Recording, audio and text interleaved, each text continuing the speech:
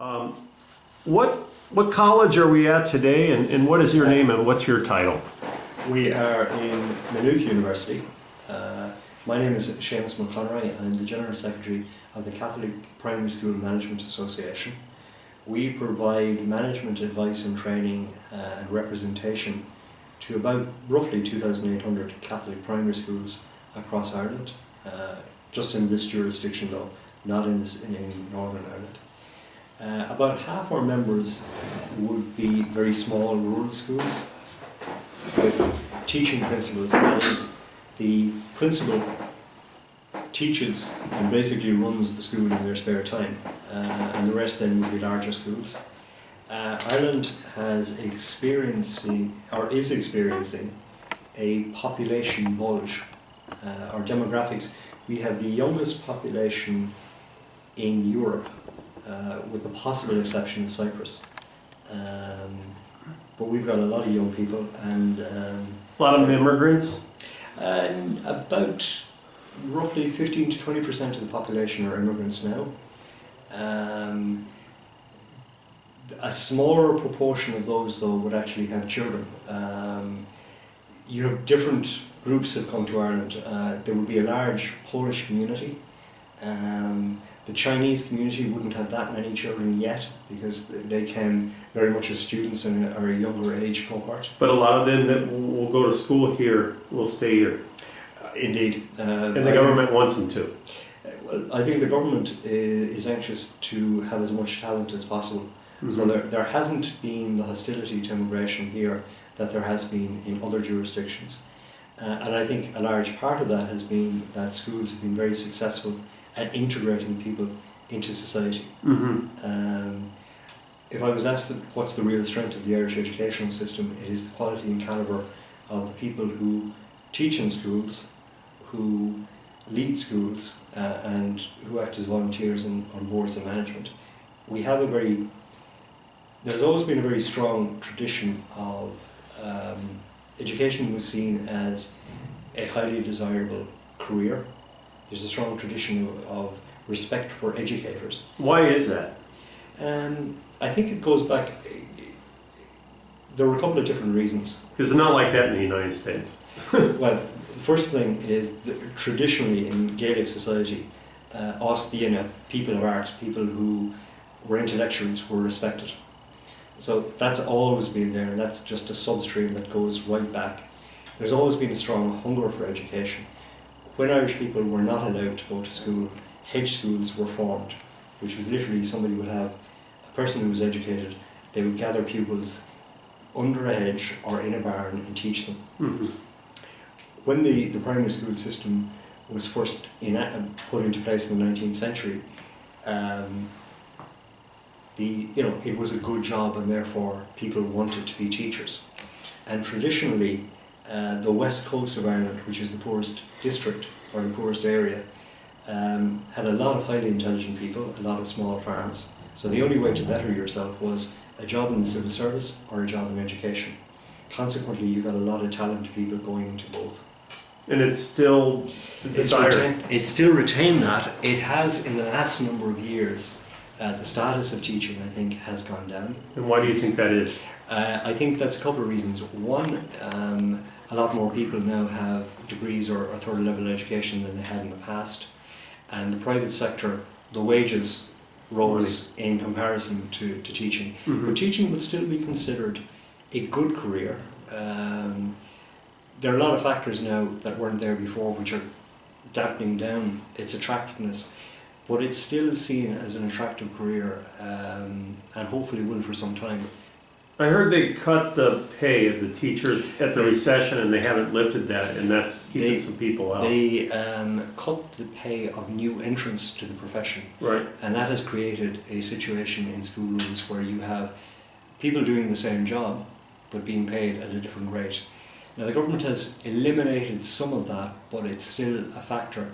And it's a source of anguish to teachers, but also it's a source of kind of people don't like it. They don't like the fact that that people are being paid differently for doing in effect the same job.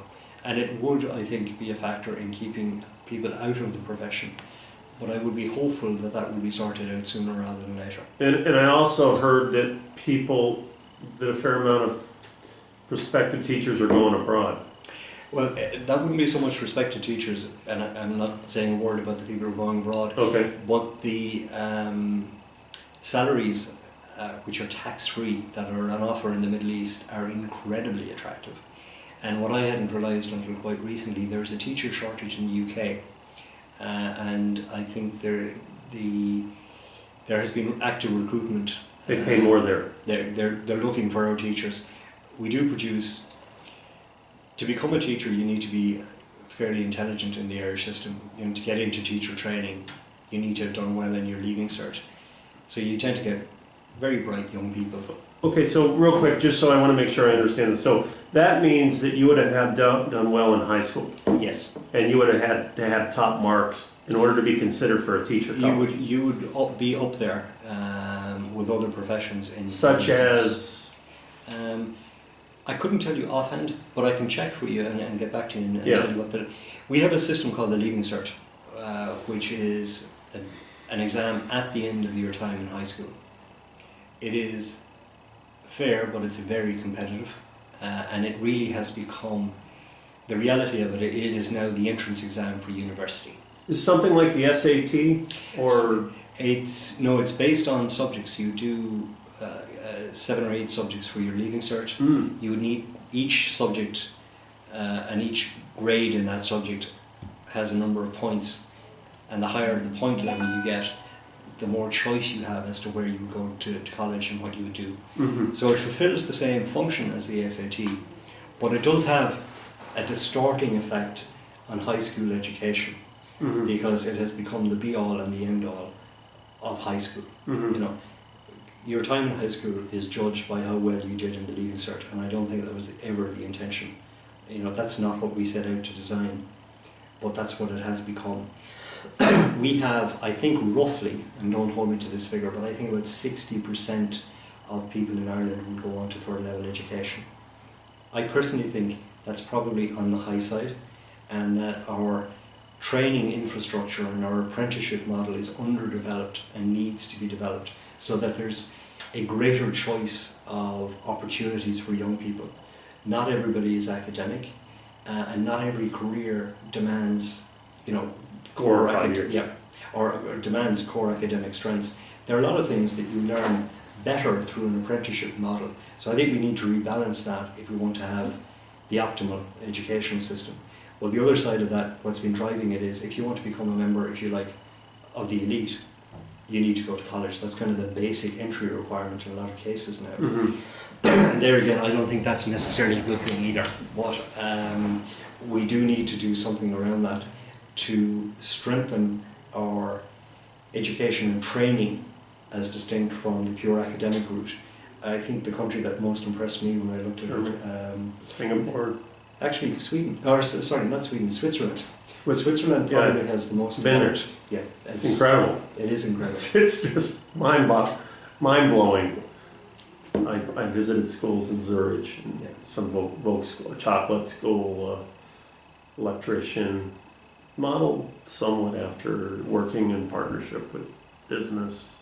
No, I think what they've done is remarkable, and I think about 90% of young people either go to college or go into a proper training course. You know, something that will give them Mm-hmm. a trade, or you know, into banking uses apprenticeships a lot. I think what we need is a dual track system, that you can move from one to the other. Mm-hmm. That, you know, you can start out as an apprenticeship and then later on move into the academic route if you need that to advance your career. And somewhat, I think, maybe I could be wrong, but the German system's a bit modeled after that, The right? German system would be very much Right. the same idea, and I think they're the two countries that are probably done it best. I think so too. I would agree with you. The other, and I've seen schools in both those, and vocational. The other country that I think does an incredible job. I mean, I was incredibly impressed with Singapore with their vocational models. Their vocational schools were almost like out of this world. I mean, the the level and the quality and the money they invested in them was just like unbelievable. Like I think that something that is starting to gain a little bit of traction in Ireland is the understanding that if you want innovation in a society, you need to have people who actually do things. But it's not just enough to think about a new product, you've actually got to build it. And that is, you gain more expertise in building, you refine better. Most innovation doesn't come from somebody with a bright idea in an attic. It's somebody who's been building and increasing their capability as time went on. You make a good point there. There's a really good book on it, which I can send you the title on. But I think there has been, here we traditionally have had a very strong respect for education. And part of it is because it's delivered hugely.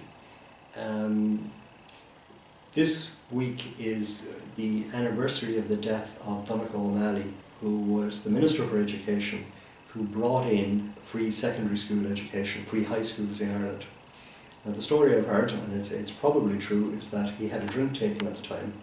He had been arguing with the Department of Education about the funding for it, and decided after a few pints to say it in the Parliament that he was going ahead with this initiative because he was sick of the department.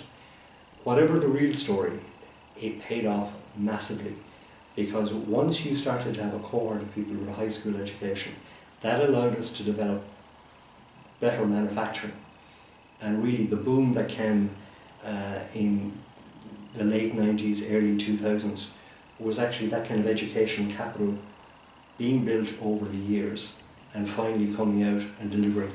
So, policymakers, when they look at education, they're looking at something that has delivered massively for the country. And the trick is to make sure that it continues to do so.